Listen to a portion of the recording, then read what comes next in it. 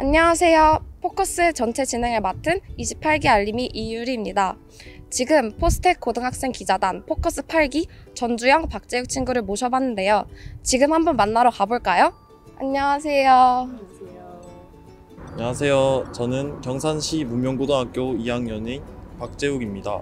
안녕하세요. 저는 경기도 호남시 호남고등학교 2학년에 재학 중인 전주영입니다. 친구들 먼 길 오느라 정말 수고 많았어요. 지금 바로 뒤에 있는 건물이 포스텍의 생명공학연구센터 PBC라는 건물과 바로 옆에 있는 건물은 BORC라는 건물인데, 이곳은 바로 포스텍의 생명공학 연구가 이루어지는 곳이고, 바로 옆에 있는 BORC는 실제 기업들이 입주해 있어서 산학 간의 협력이 이루어지는 공간이에요. 한번 가볼까요?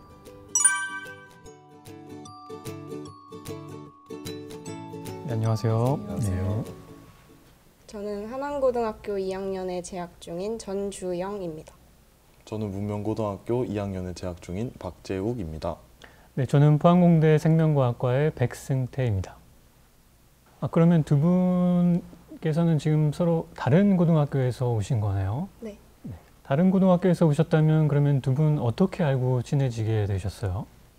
저희 포스텍 이공계 학과 대탐험 프로그램에 참여했다가 서로 알게 되어서 같이 교수님 뵙고 말씀드리고 싶어서 찾아오게 되었습니다.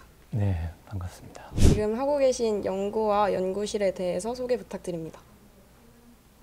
네, 저희 연구실은 신경유전학 연구실로 줄기세포나 아니면 생쥐와 같은 모델 동물을 사용을 해서 이 신경발달 질환을 연구를 하고 있습니다. 네, 보통 발달 과정 중에 신경계에 이상이 생기는 여러 가지 질환들이 있는데 대부분은 난치성 질환이고, 그래서 저희는 유전적인 요인이 무엇이 있는지, 왜 이 질병이 생기는지 탐구를 함으로써 이 질병을 치료할 수 있는 힌트를 얻고자 하는 게 주요 연구 목적입니다.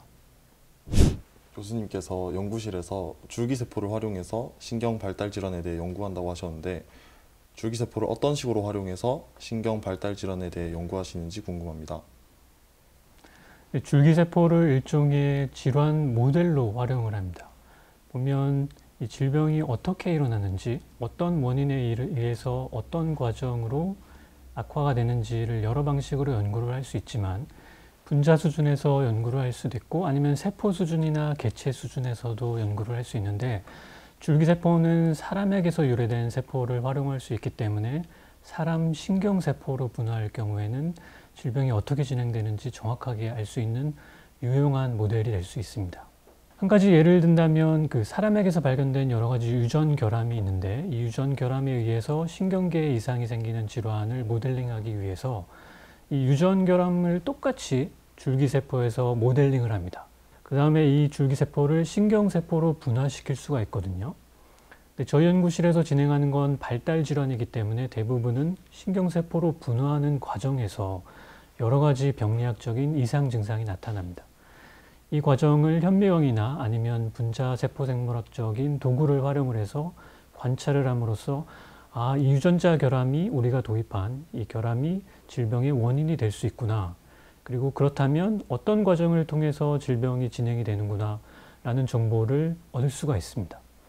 이런 정보를 얻는다면 궁극적으로는 이 정보를 활용을 해서 질병을 치료할 수 있는 전략을 구성을 하기도 합니다. 제 목표는 발전된 생명과학 기술의 혜택을 보다 많은 사람이 누릴 수 있게 해서 사회복지 또한 증진하는 것인데요. 교수님의 연구 또한 뇌전증을 앓고 있는 많은 사람들에게 희망이 될 수 있는 기술이라고 알고 있습니다. 그렇다면 구체적으로 어떤 영향을 줄 수 있을까요? 뇌전증을 앓고 있는 사람들을 보면 다양한 원인이 있는데, 그 중에서 한 절반 정도가 유전자 결함에 의해서 일어난다고 알려져 있습니다. 이 중에는 그 원인이 밝혀진 경우도 있지만, 제가 한 연구는 난치성 뇌전증이라고 원인이 아직 정확하게 규명이 되지 않았고 따라서 치료하기가 매우 어려운, 치료가 되지 않는 이런 뇌전증도 있습니다. 그래서 저희 연구는 이러한 난치성 뇌전증의 원인을 밝히고 앞서서 말씀드렸던 줄기세포나 아니면 생쥐 모델을 활용을 해서 이 질병을 치료할 수 있는 힌트를 얻고자 함에 있습니다.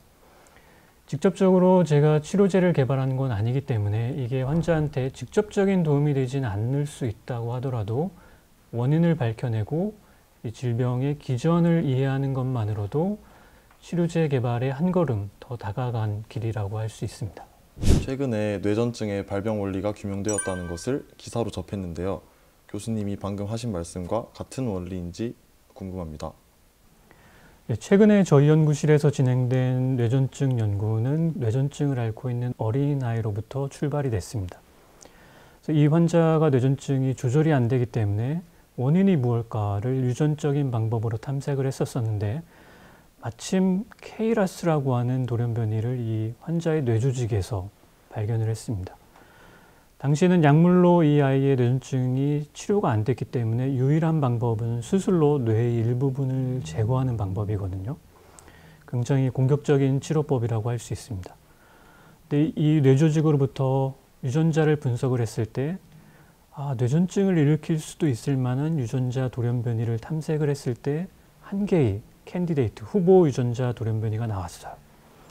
그래서 이 돌연변이를 줄기세포에다가 그대로 도입을 했을 때 놀랍게도 환자와 비슷한 형태의 뇌세포 이상이 나왔습니다. 그래서 뇌세포 이상이 뇌전증 메커니즘으로 이해를 하기 위해서 분자 수준에서 그리고 세포 수준에서 과연 어떤 기전으로 일어났는가를 다른 협업을 통해서 전기생리학적인 분석도 하고 생주의 분석도 같이 진행을 함으로써 이 질병의 기전에 대한 이해를 도출하게 된 연구입니다. 생명과학 기술의 혜택을 보다 많은 사람이 누리도록 하려면 다른 분야와의 협력도 필요할 것 같은데요. 혹시 지금 포스텍에서는 어떤 협력이 진행되고 있고 앞으로는 어떤 분야와 융합되는 것이 좋을까요? 네, 우리 포스텍에서는 융합대학원이라는 것이 있어서 그 다양한 학문 분야의 융합 연구를 적극적으로 장려를 하고 있습니다. 네, 이를테면 생명과학적인 내용, 기초과학적인 내용이 다소 응용 분야인 의학과의 접목을 통해서 그 실제 환자에게 활용될 수 있는 치료법 혹은 치료제 개발과 연동이 될 수도 있고 화학 분야나 아니면 공학 분야와 연동이 됨으로써 인공장기를 만든다던가 아니면 생체 친화적인 수제를 활용을 해서 사람에게서 나타나는 여러 가지 질병에 도움이 될 수 있는 연구를 적극적으로 장려를 하고 있습니다. 따라서 앞으로는 비단 이 말씀드렸던 기계공학이나 아니면 화학, 생물학, 의학뿐만 아니라 이 컴퓨터 사이언스와의 융합도 적극적으로 이루어질 걸로 생각이 되거든요. 그래서 저희 학교에 있는 인공지능대학원도 벌써 융합대학원을 통해서 적극적인 공동연구에 참여를 하고 있습니다. 교수님, 그러면 저희같이 생명과학자를 꿈꾸는 학생들이 가져야 할 마음가짐은 어떤 것이 있을까요? 아마 많은 분들이 답변을 이렇게 해주실 텐데 자연에 대한, 생명에 대한 호기심을 키우는 자세가 가장 중요하지 않을까 싶습니다.